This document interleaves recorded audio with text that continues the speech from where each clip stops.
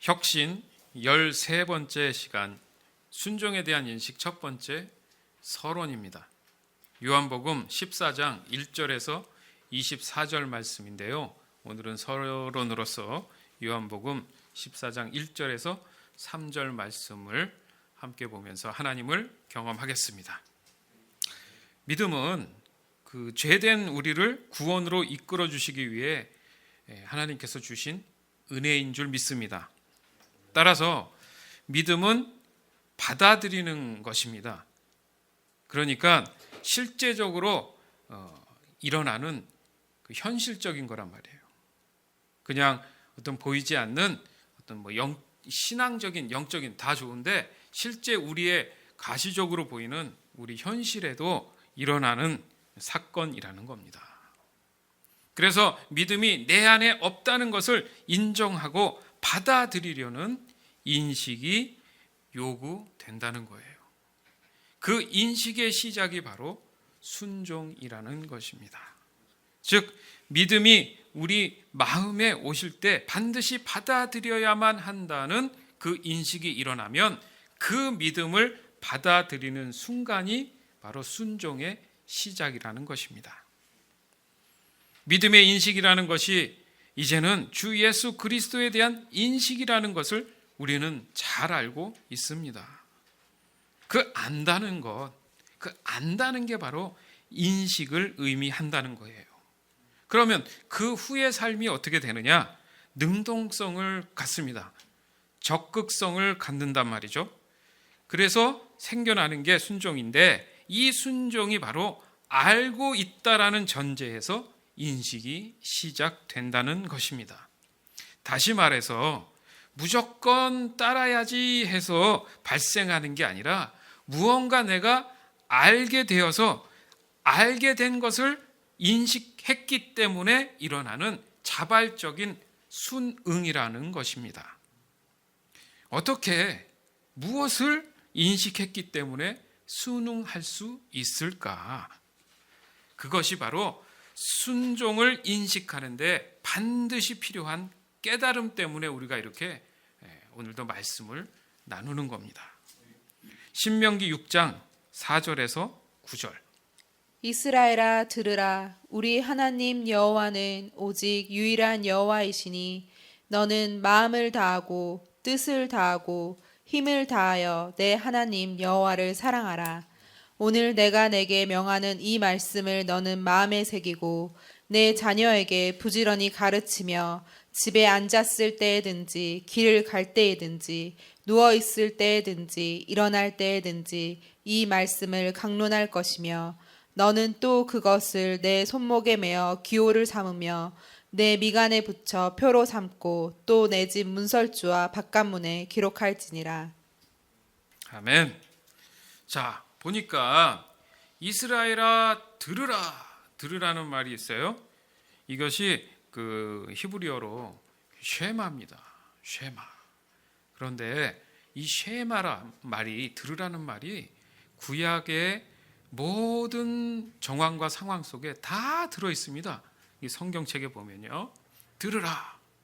바로 이 들으라가 지금 순종을 지금 이야기하는 것이다 라는 전제입니다.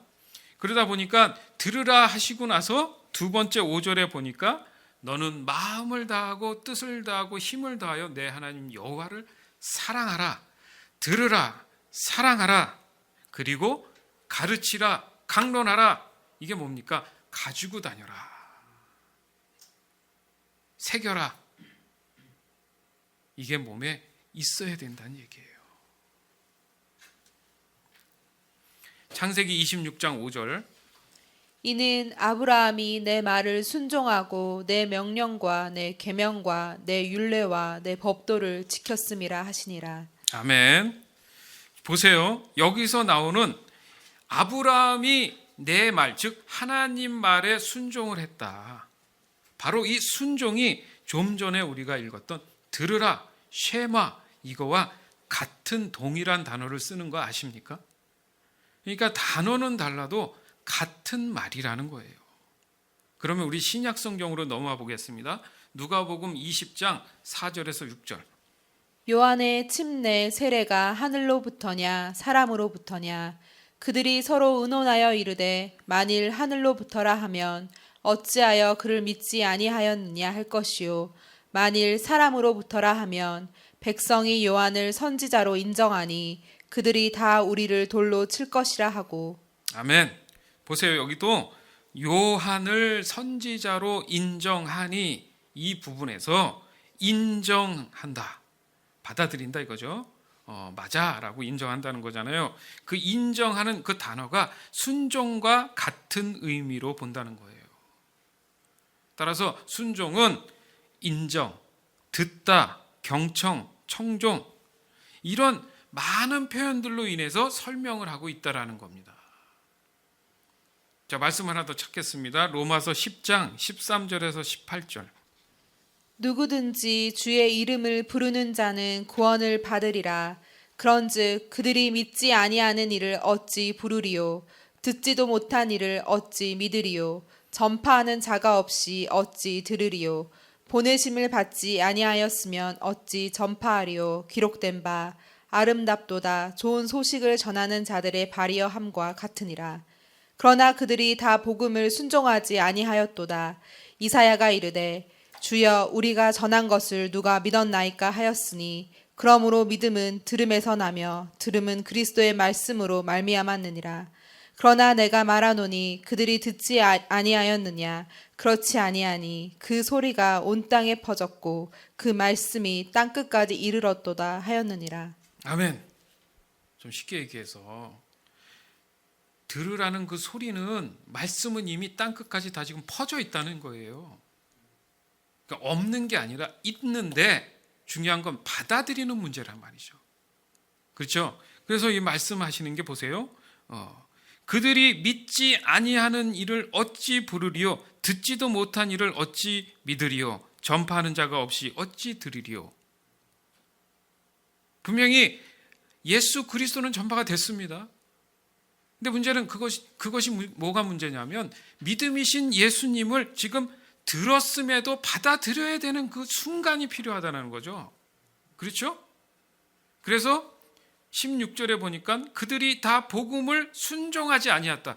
들었는데 순종하지 않았단 말이죠. 지금 그게 문제가 돼요. 주여 우리가 전하는 것을 누가 믿었나이까? 그랬더니 하시는 말씀이 믿음은 예수 그리스도는 들음으로 안다. 그 들음은 그리스도의 말씀으로 안다. 말씀을 통해서 안다. 근데 말씀하셨어요, 안 하셨어요? 나는 곧 길이요 진리요 생명이다. 이 말씀이 왜 내 귀에 들리지 않았을까? 들리지 않은 게 아니죠. 귀에는 고막을 흔들었는데 어디까지 안 내려왔어요? 마음까지 내려오지 않았단 문제죠. 왜 그랬을까? 그것을 받아들일 수 있는 지금 어떤 동기부여가 되지 않았다는 얘기입니다. 그게 바꿔서 얘기하면 순종하려는 준비가 안 됐다라는 얘기죠. 자, 여기서 말하는 들음이라는 것, 이것 또한 구약의 쉐마와 같은 동일한 말입니다. 결국 순종을 위해서 먼저 마음에 새겨야 되는 것을 얘기하는구나. 그래서 신명기 6장 6절에 하나님이 명하신 말씀을 마음팍에 새기고 그 새김이 없으니까 순종이 따라오지 않는구나. 그런데 이것이 이것저것 다른 게 아니라 다 같은 말이었구나. 따라서 순종은 내가 진심으로 관심이 일어날 때 가능해지는 그 대상에 대한 인식이었다라는 것입니다. 더욱이 주 예수 그리스도를 받아들이는 과정에서는 그 역할이 너무도 중요했다라는 거예요. 순종은 외형적인 형식이나 종교성으로 상당히 오해를 받는 경우가 많습니다. 이거를 혁신하자는 얘기예요. 이거를 그 관념을 깨부시고 정말 순종이 뭔지를 알고 싶다라는 얘기입니다. 그 해석들, 알고 싶은 것들이 받아들이고 싶은 그 이유들이 너무 다양한 거예요. 왜 그럴까?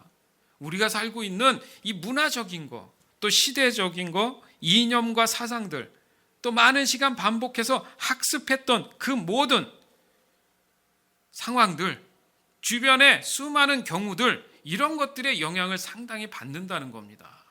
그러니까 나라마다 다 이게 특색이 있지 않습니까?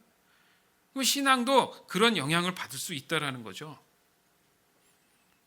그것을 바로 우리는 종교에 대한 인식이었다라는 거예요. 자꾸 그것을 종교의 관점으로 보기 시작했다라는 겁니다.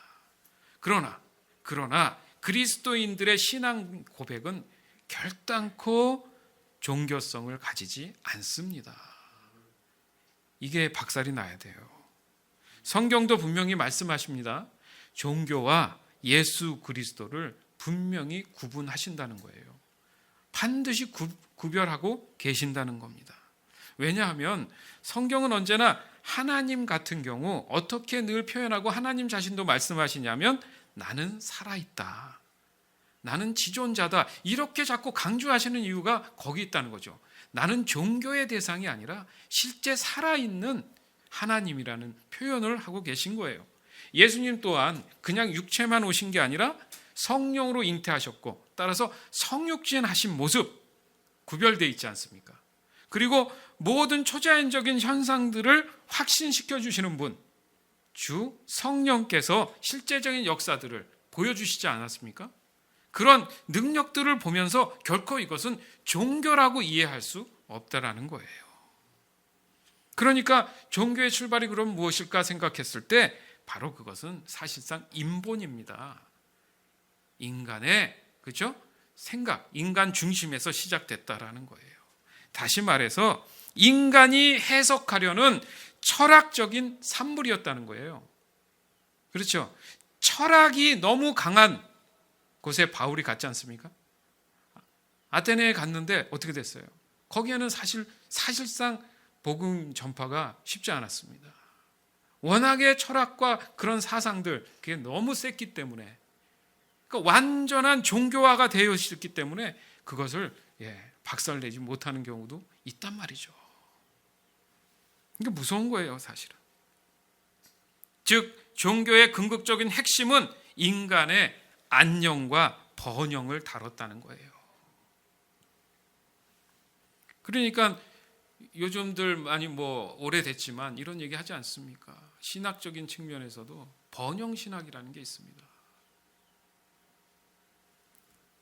더 언급은 하지 않겠지만 자칫 잘못하면 인본적인 생각에서 하나님을 해석하는 경우가 생길 수 있다라는 거예요. 따라서 신앙을 갖는 그 신앙의 그 신의 존재의 가치가 인간 그들에게서는 안녕이라는 거예요. 그 인간이 잘 먹고 잘 사는 거에 포커스가 다 맞춰져 있다라는 겁니다. 그러니까 어떤 이유든 건 간에 신의 마음을 사야 돼요. 신의 마음에 들어야 된다는 얘기입니다. 그 신이 있는지 없는지가 중요한 게 아니라 내가 설정한 그 우상의 마음에 쏙 들게끔 어떤 것을 함으로 인해서 자신이 유익한 삶을 누릴 수 있다라는 그런 전제가 있단 말이죠. 그 의도에서 나오는 받아들임, 그거 받아들임으로 볼 수 있는데 그게 그럼 과연 순종이냐? 그 순종과 지금 우리가 얘기하는 말씀 안에 있는 순종과 같을 수 있느냐? 이 문제입니다. 그러니까 이 해석이 너무 다양하게 나오는 거예요. 도리어 순종이 맹종과 다른 것일 수 있다라는 것이 어떻게 설명될지에 대한 것에 대한 문제가 지금 되는 것입니다. 사실 성경이 말하는 순종은 여러분도 잘 알지만 명령한 대로 따르는 복종에 사실 가까워요. 그러니까 이것이 좀 헷갈린 겁니다. 그러다 보니까 종교적 성향을 보일 수 있다라는 거예요. 그러니까 예수님이 제외되잖아요. 그죠? 형식이 더 중심적으로 바뀝니다. 그리고 영어 성경들을 대부분 보면 그 영어 성경 안에의 그 순종을 오베이라는 단어를 써요. 그렇죠? 그래서 더 이렇게 찾아보니까 오베이라는 말의 실질적인 의미는 복종에 가깝습니다. 그러니까 순종이란 말이 다른 말도 있는데 오베이라는 말을 쓰더라는 거죠. 그러니까 영어권에 있는 그 군대, 뭐 미군도 있겠죠. 하여튼간에 거기서 보면 이제 군인들은 그 계급 체계지 않습니까? 직속 상관이라고 하는데 그들에게 반드시 명령에 복종해야 됩니다. 그럴 때 쓰는 말이 오베이를 쓰더라는 거죠. 그러면 오베이는 왜 순종이라고 말을 썼을까? 그렇지 않습니까? 자, 여기서 이 두 가지를 좀 더 구분해 볼 필요가 있어요. 순종과 복종의 차이. 순종은 순순히 따름이란 뜻으로 아버지가 근심 있어 뵈면 명랑하게 설치던 유치한 반항도 자연스러운 순종으로 변해갔다와 같이 쓰이며, 복종은 남의 명령이나 의사를 그대로 따라서 쫓음이란 뜻으로 그의 부모는 아들에게 무조건적인 복종을 요구하였다와 같이 쓰입니다. 순종과 복종은 따르다의 뜻을 나타낸다는 점에서 같지만, 순종은 성질이나 태도가 매우 고분고분하고 온순하게라는 순순히의 뜻을 품고 있다는 점에서 복종과 차이가 있습니다. 네. 자, 그런데 이렇게 굳이 구분을 했지만 따른다는 건 같다.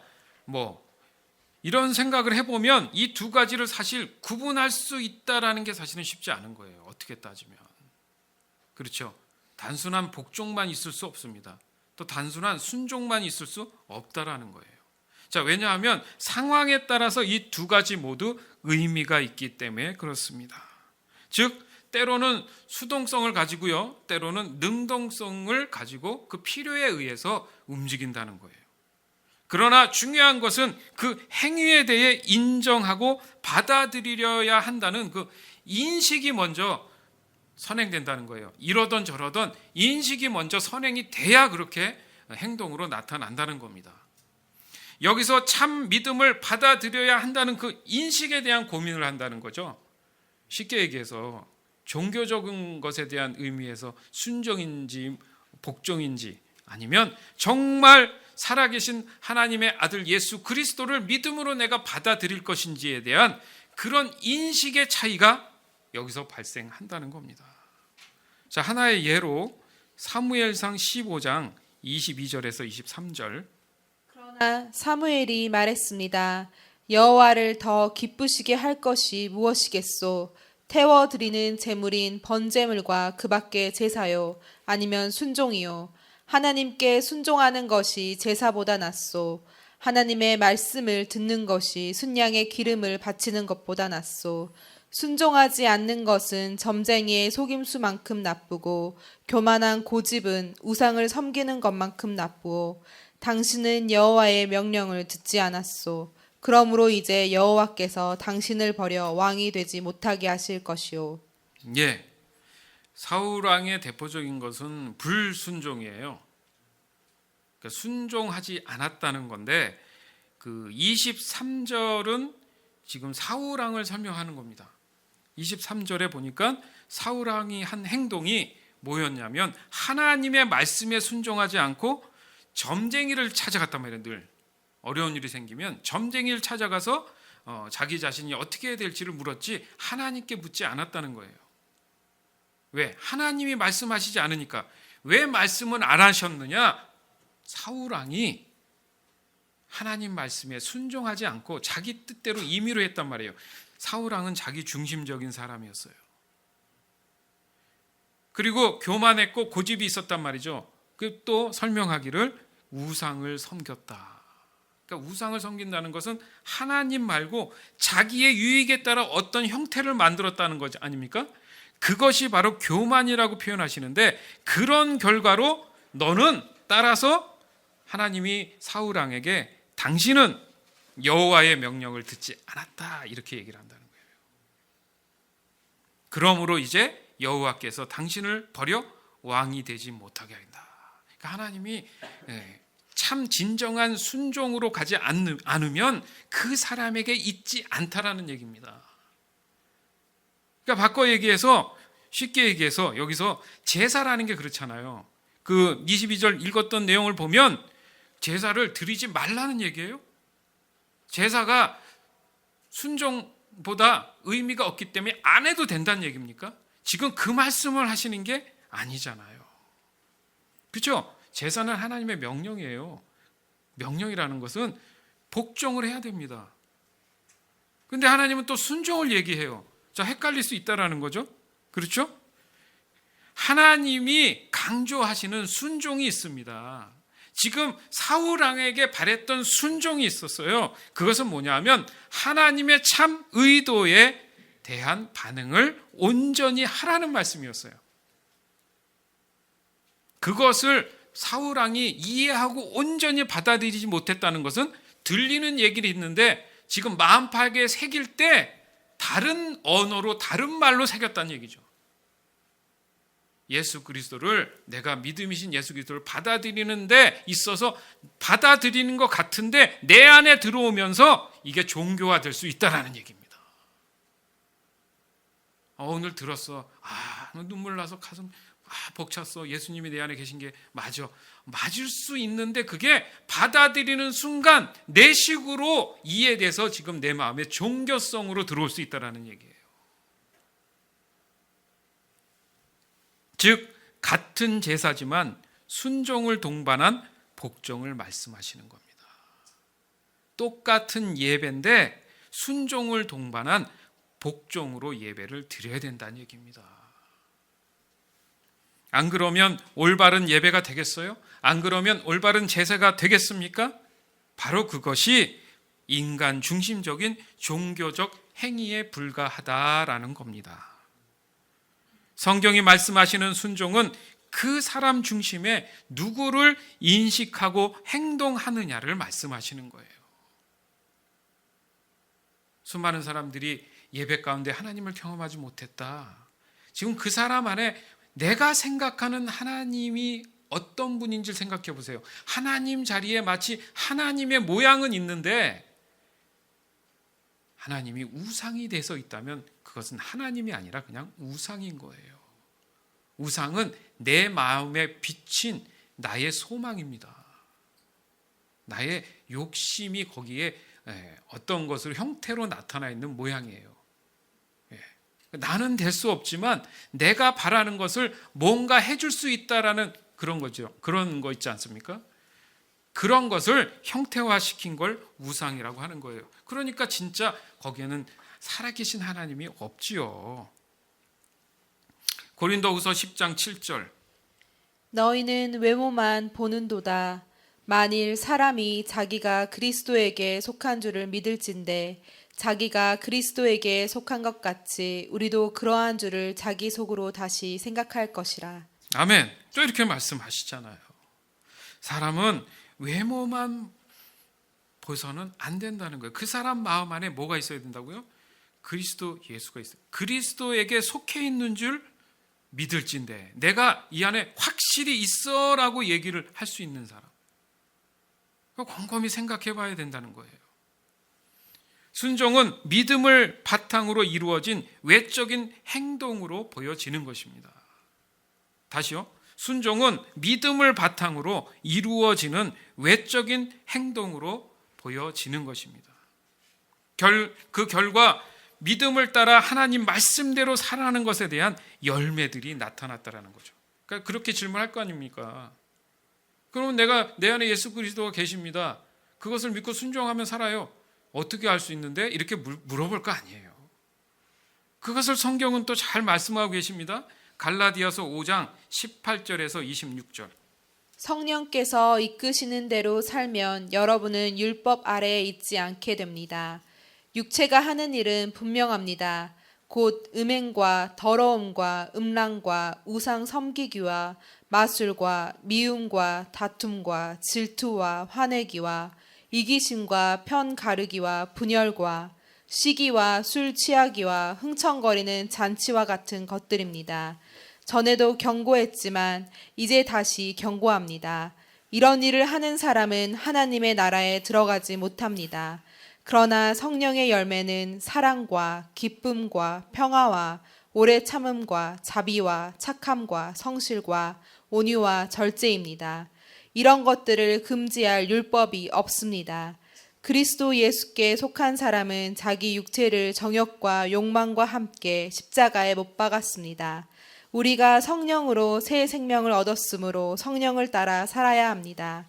그리고 교만하지 말고 서로 다투거나 시기하지 말아야 합니다. 아멘. 좀 전에 읽었던 고린도후서 10장 7절에도 말씀하시고 지금 갈라디아서 5장 18절에서 26절에도 말씀하신 것처럼 가장 중요한 핵심 포인트가 그리스도 예수께 속한 사람. 그러면 그 외에 보세요.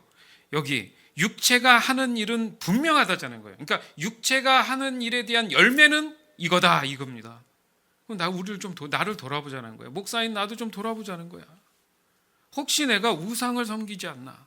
미워하고 다투고 질투하고 화내고 이기심과 편가르기와 분열과 시기와 술 취하고 흥청거리고 또 여러 가지 일들, 세상에 속해서 잘못된 악한 일들을 내가 조금이라도 하고 있다면 이런 사람은 하나님의 나라에 들어갈 수 없다. 이게 무슨 말이냐면 하나님 말씀대로 살지 않는다는 얘기는 하나님 나라에 들어가고 싶지 않다라는 얘기예요. 그러니까 하나님 나라에 들어가기 위해서는 하나님의 말씀에 순종해야 된다는 얘기잖아요. 그러면 그 순종할 수 있는 이유를 찾아야 되는데 그게 바로 믿음인데 그 믿음이 왜 나에게 필요한지의 그 절실함을 어떻게 깨닫냐 이겁니다. 그 가치를 어떻게 이해할 것이냐 이 고민을 해야 된다는 얘기죠. 그래야 인식이 들어온다는 거예요.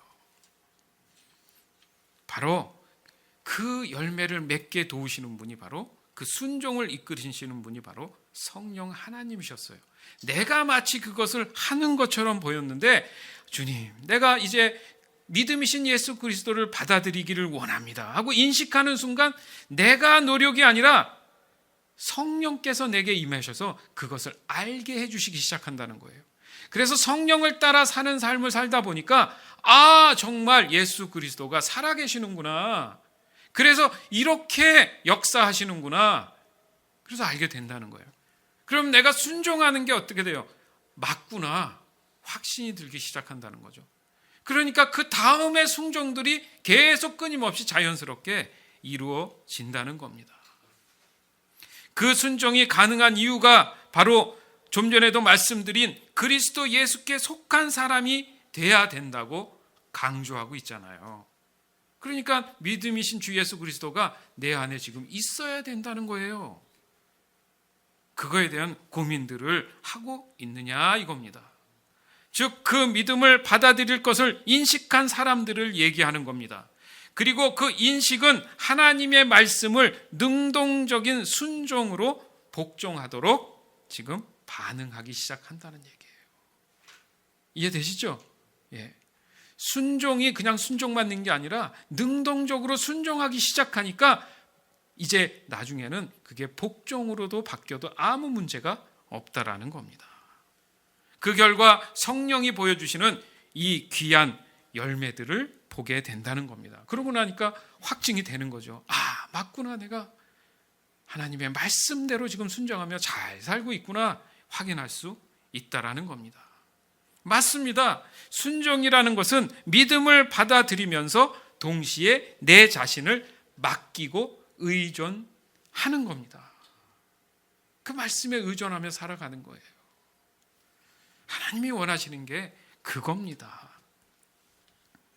한번 예를 들어볼까요? 우리가 열심히 일을 하지 않습니까? 열심히 공부하잖아요. 그 이유가 뭡니까? 솔직한 얘기로 대학을 다니고 뭘 하고 열심히 좀 코피 터지게 공부하고 일하는 이유가 뭐가 필요해서? 돈이 필요하니까. 그래서 사람들이 돈을 믿기 시작하네요. 자, 돈을 믿는다는 얘기는 뭡니까? 돈을 여기에다가 마음에다가 받아들였다는 얘기예요. 돈. 그러니까 돈만 주면 다 좋잖아. 그러니까 그게 뭐예요? 받아들인 거야. 그것만 있으면 뭐든지 다 할 수 있다고 생각하니까. 그러니까 우리가 흔한 말로 두 주인을 섬길 수 없다고 말씀해서 맨날 찾잖아요. 하나님 아니면 돈이냐 둘 중에 정해라. 그런 거지만 가장 궁극적으로 지혜로운 것은 하나님이다. 이 말씀 하지 않습니까? 그런데 사람들은 돈을 선택한 거예요. 돈을 나의 신으로 하나님으로 모셨단 말이죠. 그래서 돈이 되는 일이라면 뭐든지 하는 세상이 됐잖아요. 맞죠? 인신매매 같은 거, 장기 밀매 같은 거 무서워 죽겠어요, 여러분. 돈이 되는 일이니까. 보이스피싱 난리입니다. 난리야 지금. 엄청나게 어려움을 준단 말이죠. 이것이 돈에 대해서 그 사람들이 그러면 순종한 겁니까? 그 돈에 복종한 거예요? 어떻게 보면 순종도 복종도 사실은 관심이 없어요. 나에게 필요한 현실이기 때문에 지금 받아들이는 거예요. 맞잖아요. 순종해야지, 복종해야지. 그게 아니란 말이죠. 현실이 그러니까 받아들인 거예요. 그렇지 않습니까? 그게 바로 그 근본이 바로 개인의 삶에 국한돼 있구나. 맞잖아요. 내 삶이 어떻게든 좀 이렇게 잘 먹고 잘 살고 편하게 살기 위해서는 절대적인 게 돈이기 때문에 이제 내가 힘들어도 새벽에 일어나서 머리가 아프고 몸이 쑤셔도 일하러 가야지. 이렇게 되는 거예요. 그러면 그게 순종이고 복종이냐고요. 여러분, 그럼 마지못해서 지금 죽지 못해서 뭔가 해야 되는 그런 생각도 들지 않습니까? 그렇잖아요. 많이 번 사람들을 보면서 부러워하면서 나도 저렇게 살아야지 하고 사는 거잖아요. 그럼 그게 순종 복종 차원이 아니란 말이죠. 그런데 재미있는 사실은 뭡니까? 그 많은 돈들이 전부 어디 갔는지 맨날 일자리가 없어요. 세상의 돈들이 다 씨가 말랐답니다. 그건 난리지 않습니까? 그거 이상하지 않아요? 그래서 다들 먹고 살기 힘들다고 요즘 얘기하죠. 자, 그럼에도 불구하고 이 돈이 절대적 가치를 갖고 있기 때문에 힘든 일들을 감당하고 있다는 거죠, 사람들이. 다시 말씀드리죠. 그러면 그게 순종입니까? 이것이 인생, 세상에서 그 삶에서 오는 자연적인 인식이라는 거예요. 그게 인식이라는 거예요. 그러니까 예수 믿고 구원받는 게 가까이 느껴지는 게 아니라 눈앞의 현실이 더 가까운 거죠. 그게 어렵고 힘든 거니까 그게 인식이 먼저 된 거란 얘기죠. 그거를 뛰어넘는 게 믿음인데 그 믿음으로 오신 예수 그리스도를 내가 받아들일 것인지의 문제가 지금 갈등이라는 겁니다. 세상이 추구하는 소망은 이런 인식이라면 성경이 말씀하시는 소망에 대한 인식은 구원이며 영생이거든요. 그게 감이 없는 거야. 구원 영생이 바로 지금 내게 안 느껴지니까 힘든 거예요. 그러니까 같은 모양 같아도 출발이 다르고 대상이 완전 다른 문제입니다. 즉 세상은 개인의 유익을 위한 출발이잖아요.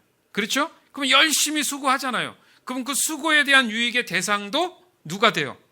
바로 나예요. 내가 되는 거야. 내가 이래서 나로 그것에 유익을 주는 그런 논리로 갖고 있는데, 그러나 주 예수 그리스도를 믿음으로 인식하고 받아들인 사람들, 구별한 그 그리스도인들의 출발은, 대상은 오직 하나님께 영광 돌리는 것밖에 없습니다. 아멘? 그러니까 바꿔 얘기하면 하나님을 위해서, 하나님의 영광을 위해서 살면 내 안에 모든 것이 자유하다라는 것이 있는데, 자 보세요. 돈을 많이 가지면 내 안에 모든 것이 자유하다라는 것과 같은 현실 같은데 구별된 현실적 인식이 분명히 있다라는 거예요. 이게 구별이 돼야 된다는 겁니다. 그래서 하나님 말씀하시잖아요. 내가 거룩하니 너희도 거룩하라. 그러니까 구별돼야 되는 것을 깨달아야 된다는 얘기죠, 지금. 이런 의미에서 돈의 가치보다 더 중요한 것이 영생의 가치라는 것을 인식하지 못하는 상태가 되면 결코 주 예수 그리스도를 평생 만날 일이 없습니다. 그 인식 자체를 안 하는데 어떻게 만나요? 예? 아무리 신앙생활하고 교회를 다니고 열심히 뭔가 해도 이 인식이 없으면 평생 그냥 그렇게 예수 그리스도 없이 살아가는 거예요. 그러면 이 순종에 대한 이 인식이 가능하겠냐고요? 쉽지 않다라는 얘기입니다. 한번 생각해 보세요, 여러분. 더 쉽게 좀 예를 들면 곰곰이 생각해 보세요.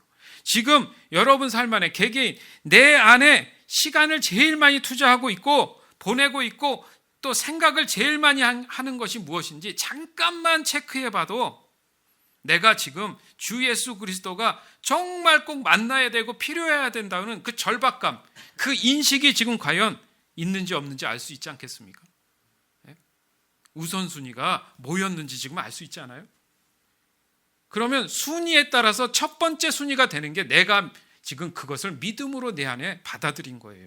같은 인식인데 다른 것에 관심을 가지면 그 사람은 그 관심에 순종이나 복종을 하게 되는 겁니다. 아니면요, 또 이런 사람들도 있어요. 이도 저도 아닌 그냥 하루하루 사는 사람들도 있습니다. 따라서 우리가 지금 함께 나누고자 하는 순종에 대한 인식은 믿음으로 오신 주 예수 그리스도를 받아들여야만 살 수 있다라는 것에 대한 인식을 좀 하자는 거예요. 결국 무슨 말이냐면 관심입니다. 관심. 그러니까 사랑에 대한 흥미를 느끼지 못하면 관심 절대 안 생깁니다. 자, 그러면 사랑을 꼭 해야 관심이 있어? 아니요. 관심이라는 게 그래요. 다른 건 모르는데 내가 어떤 거에 하나에 저거 뭘까? 질문을 던지고 궁금해하는 거. 그렇잖아요. 사람이 다 그러고 사는 거 아닙니까? 그걸 위해서 내가 최선을 다해서 좀 알아보려고 하고 이렇게 뭐 약간의 집착도 하고 그렇게 하는 거잖아요. 그걸 관심이라고 하는 거예요. 자, 좀 더 쉽게 예를 좀 들어볼게요. 어떤 사람과 자주 만났습니다. 뭐 일주일에 한 번씩 만나요. 모임을 갖고 얘기를 합니다. 그 재밌는 얘기하고, 그래, 너 몇 살이냐, 어디 사냐, 어떻게, 뭘 하냐, 이렇게 서로 묻잖아요. 자, 물어본단 말이에요. 그래서 질문해서 답을 했어요. 서로 주거니 받거니 했어. 근데 나는 그 사람에 대한 정보를 충분히 알아. 근데 다음 주에 또 만났어. 근데 그 사람이 똑같은 질문을 또 하는 거야. 어디 사냐, 뭐 하냐. 두 번째 만남이니까 이해했지. 그 세 번째 만났는데 똑같은 질문을 또 했다고 쳐보세요. 만날 때마다 똑같은 질문을 한다고 한번 생각해 보십시오. 그럼 어느 순간 무슨 생각이 들겠습니까? 저 사람은 나에게 관심이 없구나. 이렇게 얘기할 거 아닙니까? 안 그래요? 교회에 10년, 20년 다니면 뭐합니까? 올 때마다 주님, 나는 어떻게 살아야 됩니까? 도대체 믿음이 뭡니까? 도대체 순종이 뭡니까? 올 때마다 물어본다 생각해 보세요. 하나님 입장에서는 너 나한테 관심 없겠구나. 안 하겠습니까? 생각해 보세요. 맞지 않습니까? 그만큼 그 사람에게는 상대방에 대한 가치를 못 느끼는 거예요. 그죠? 가치가 안 느껴지는 거야. 그러니까 자기 자신에게 그만큼 유익을 끼치지 못한다는 은연중에 마음속에 판단을 하기 때문에 이렇게 들으면 이렇게 들어서 그냥 가버리는 거예요. 그러니까 내 마음에 두지를 않는 거야. 자, 믿음은 마음에 두는 거잖아요. 그러니까 내 마음에 두지를 않는 거야, 그냥. 그러니까 농담 반 진담 반으로 매주 설교를 성도들이 잊어먹는다잖아. 예? 내 마음에 새기라 그랬으면 그 말씀들을 새긴다는 것 자체가 그 말씀에 관심이 있는 거예요. 예? 내가 좋아하고 필요한 말만 똑똑 이렇게 끄집어내는 것은 굉장히 이기적인 자기 중심적인 종교적 신앙생활인 거예요. 즉 하나님이 우리에게 말씀하시는 그 순종은 바로 하나님의 사랑과 밀접한 관계가 있더라는 겁니다. 하나님 사랑하십니까? 주 예수 그리스도를 사랑하십니까? 마치 율법에 복음이 반드시 있어야 하듯이 순종과 사랑은 그 모양이 같은 겁니다. 뭐와 모양이 같다고요? 순종과 사랑은 모양이 같은 거예요. 이것은 또한 공의와 은혜를 닮았습니다. 그리고 이 연결에 대한 하나님의 언약이 바로 믿음이신 거예요. 그래서 새 언약, 너에게 언약을 준다. 그거 누구 주신 거예요? 주 예수 그리스도인 거예요. 그게 믿음이시잖아요, 예수님은요. 자, 요한복음 14장 1절에서 3절. 너희는 마음에 근심하지 말라. 하나님을 믿으니 또 나를 믿으라. 내 아버지 집에 거할 곳이 많도다. 그렇지 않으면 너희에게 일렀으리라. 내가 너희를 위하여 거처를 예비하러 가노니 가서 너희를 위하여 거처를 예비하면 내가 다시 와서 너희를 내게로 영접하여 나 있는 곳에 너희도 있게 하리라. 아멘. 이 내가 믿음인데 예수님이요. 나를 어떻게 설명을 하지? 어떻게 해야 네가 동기부여를 해서 네 마음팍에 나를 새길 수 있을까? 지금 이 말씀 하시는 것 같아요. 그렇죠. 근데 그 사람들에게는 이미 그 당시에는 하나님에 대한 개념은 어느 정도 있었어요. 인식은. 그러니까 예수님이 하신 얘기가 너희는 마음에 근심하지 말라. 이게 지금 믿어야 되는데 이거 어떻게 해야 되나? 고민도 되고 갈등할 거 아닙니까? 그랬더니 하나님을 믿으니 또 나를 믿어라. 그렇게 딱 끝냈으면 설명이 안 되잖아. 요즘 그렇잖아요. 지금 믿으라는데 무조건 기도하고 무조건 믿어. 복종해. 이게 설명이 부족한 거 아닙니까?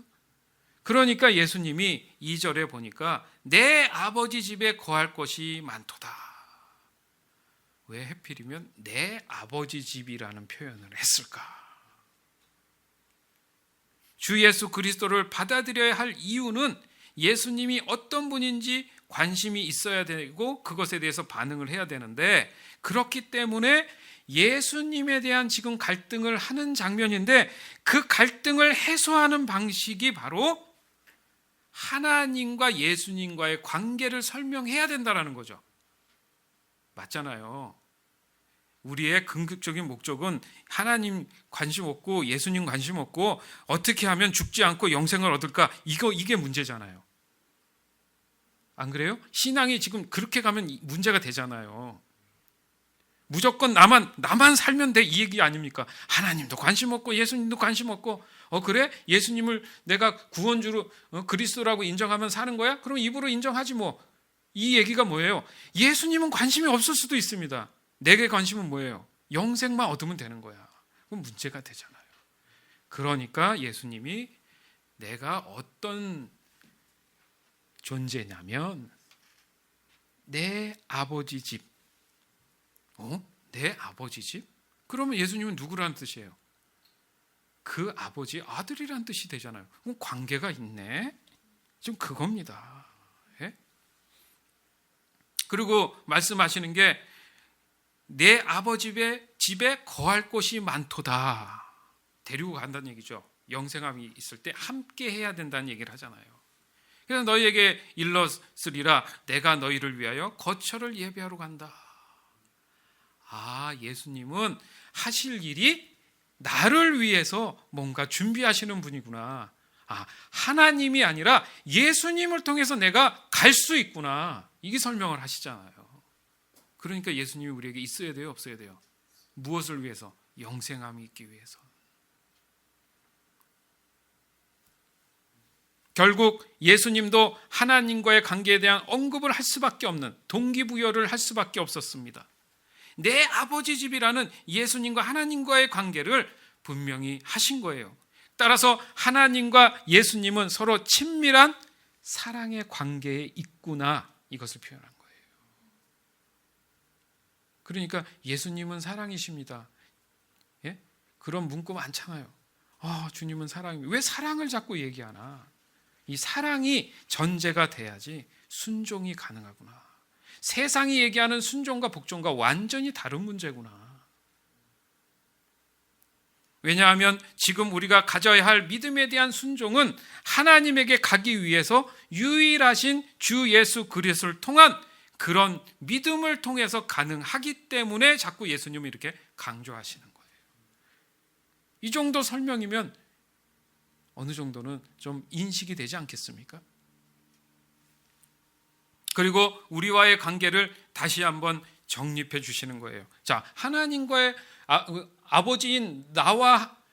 아버지와 나와의 관계, 그것으로 끝낸 게 아니라 관계인데 이제 내가 아버지의 말씀에 순종해서 해야 될 일이 있는데 그것은 너희와도 관계가 있어 라고 이 말씀을 하시는 거예요. 가서 너희를 위하여 거처를 예비하면 내가 다시 와서 너희를 내게로 영접하여 나 있는 곳에 너희도 있게 하리라. 예수님이 가셨다가 아버지께서 기다려라 했다가 데리고 와 하면 그때 또 내려와서 나를 데리고 오는구나. 그러니까 누구를 잊지 말고 붙잡고 있어야 돼. 믿음이신 예수 그리스도. 그걸 믿으라는 거예요. 그 얘기를 들으면 내 가슴에 벅차 올라서 그렇군요. 하나님만 계신 게 아니라 예수님을 통해서 내가 구원을 받을 수 있군요. 알았습니다. 믿음이신 예수님을 이제 내 마음밖에 새기겠습니다. 제가 이제 무엇을 하면 됩니까? 그게 순종이라는 거예요. 수많은 프로그램들, 수많은 훈련들 그런 걸 열심히 해서 이걸 하면 하나님께서 인정하고 나를 데려가시겠지. 그거는 20%. 나머지 80%는 누가 있어야 돼? 예수 그리스도가 있어야 돼요. 또 이렇게 말씀하면 하나님이 아니, no. 전혀 다른 거 다 필요 없고 100% 예수 그리스도만 있으면 돼. 이렇게 말씀하실 수도 있죠. 그러나 성경에 보면 너희는 가르쳐 지키게 하라, 이 말씀도 있단 말이죠. 그런 것 다 모든 게 포함된 것이 순종이구나. 들어야 되는구나. 가슴에 새겨야 되는구나. 결국 순종이 가능한 이 구조는 바로 하나님이 계시고 예수님이 계시고 내가 있었다라는 거예요. 그러니까 예수님 없이 하나님께 갈 수 없다라는 것을 내가 인식하는 거. 그 인식의 순간이 바로 순종의 시작이라는 겁니다. 따라서 주 예수 그리스도가 없이 하나님의 말씀에 순종한다는 의미는 종교적인 행위가 될 수 있다라는 거예요. 우리의 순종은 믿음에 대한 반응이라면 주 예수 그리스도를 인정하는 인식으로부터 온전한 순종이 나올 수 있다라는 겁니다. 그것을 예수님은 몸소 우리에게 어떤 것으로 보여주셨냐면 십자가의 여정으로 보여주신 거예요. 그러니까 순종의 최고의 정의는 바로 십자가였습니다. 우리는 십자가를 알아야 돼, 그러잖아요. 십자가를 따라가야 돼, 그렇잖아요. 그건 순종을 배운다는 얘기예요. 누굴 통해서? 예수님을 통해서. 그래서 그 십자가를 아는 게 그렇게 중요한데 그냥 예수님 피 흘리셨어요, 얼마나 아프셨을까, 이런 문제가 아니라니까요. 그건 하나님의 영광입니다. 그게 없었으면 우린 구원이 없어요. 그건 감사와 찬양과 경배지 예수님 위해서 울어달라는 얘기가 아니에요. 그거를 인식하는 거, 그게 진정한 온전한 순종이 일어날 수 있다라는 겁니다. 사랑하는 여러분, 자, 결론과 요약 정리를 좀 해볼게요. 순종은 자발적으로 하는 복종입니다. 시작. 순종은 자발적으로 하는 복종이에요. 그러기 위해서는 순종을 하기 위한 참 믿음이 있어야 합니다. 그 믿음에 대한 인식이 들어올 때 순종은 능동적으로 일어나는 거예요. 즉 순종이라는 것을 여러분 삶 안에 계속 하나님께서 말씀하시는 여러 가지 단어의 표현들이 있을 때 인정하라, 들으라, 경청하라, 청종하라, 이런 말씀들이 여러분 안에 삶에 녹아져 있다면 그것이 다 바로 순종에 관한 말씀입니다. 따라서 순종은 내가 진정으로 관심이 일어날 때 가능해지는 그 대상에 대한 인식이었구나를 분명히 우리는 깨달아야 돼요. 더욱이 주 예수 그리스도를 받아들이는 이 과정에서는 너무너무 중요한 역할을 한다는 겁니다. 그 순종이 가능한 이유가 바로 그리스도 예수께 속한 사람이 됐을 때를 말하는 것입니다. 즉 그 믿음을 받아들일 것을 인식하는 사람들, 그리고 그 인식은 하나님의 말씀을 능동적으로 순종과 복종으로 반응한다는 것입니다. 따라서 주 예수 그리스도 없이 하나님의 말씀에 순종한다는 것은 종교적인 행위에 불과할 수 있다라는 것 또한 우리는 명심해야 합니다. 우리의 순종은 믿음에 대한 반응이라면 주 예수 그리스도를 인정하는 인식으로부터 온전한 순종이 나올 수 있다는 것을 다시 한번 강조하길 원합니다. 그리고 진짜 결론은 바로 하나님이 우리에게 말씀하시는 순종은 바로 하나님과의 친밀한 사랑의 관계에 있다라는 것을 깨닫는 거예요. 이 간단한 순종에 대한 말을 하기 위해서 여기까지 끌어온 겁니다, 사실은. 오늘도 우리에게 주시는 이 말씀을 통해서 순종에 대한 인식의 영적인 혁신이 일어나는 저와 여러분이 되기를 주 예수 그리스도의 이름으로 강력하게 축원합니다. 아멘.